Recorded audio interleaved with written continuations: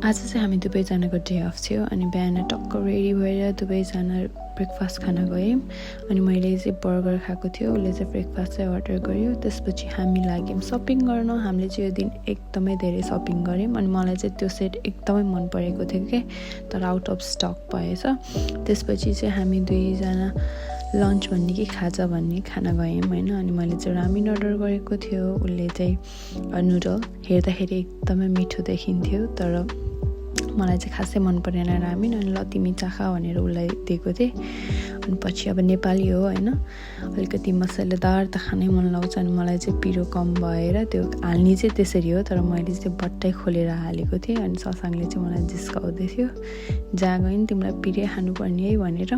अनि त्यसपछि चाहिँ मैले भर्खर ड्राइभिङ सिक्दैछु यता बाहिर विदेशमा। मैले नेपालमा, मेरो चाहिँ नेपालमा लाइसेन्स भए पनि विदेशमा चाहिँ खासै डर लाग्छ कि चलाउन। नेपालमा पनि खासै चलाएन होइन।